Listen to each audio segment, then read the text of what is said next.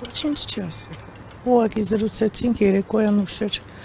Ասեց առավոտյան կխոսանք, վերջ։ Կոնկրետ իրավիճակի մասին ոչինչ չի ասել։ Ինքը հիվանդ էր։ Իրան Սանչաստային տարել, ինքն դեղից է իմ հետ խոսել։ Ու վերջ։ Չէ, ոչ։ Իհարկե ոչ։ Ոնց իմացաք իր զոհվերի լուրը։ Պաշտոնական կայքում երբ որ գցեց բնան, հաջորդ օրը, այդ 29 հոգու մեջ իր անունն էլ եւս կար։ Առաջի հարվածից, առաջի աթսեի հարվածից զոհվել է։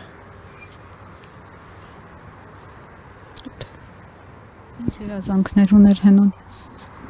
Իր ամեծ երազանքներ, որ ծերանոց պետքա կառույց։ Մեծանամ ծերանոց կհարստանամ, ծերանոց կունենամ, ծերերին կօգնեմ։ Ես էլ հումորով ասում եմ, ինչ լավ, ոչ մեկս դուրսը չի մնա, ընկերուհիներս բոլորը կա։ Այդ երազանքները լավ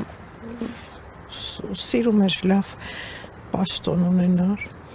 սիրում էր օգնություն աներ։ Դատենց։ Երբ ճանապարհում էիք, ինչ զգացողություններ ունեիք, կար այդ անհանգստությունը։ Հա, հաջորդ օր որ պետքա գնար այդ գիշեր ես չգիտեմ, անբացատրելի զգացողություններ մոտս չգիտեմ։ Այդ օրը զգացել եմ ու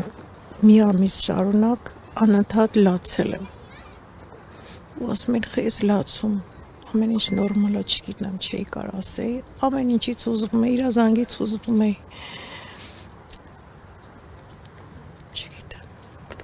Ուրիշ զավակներ ունեք։ Ոչ։ Միակ։ Էս միակներ, հիմա նոր մի տարեկան ունենք։ Բայց ինքը միակներ։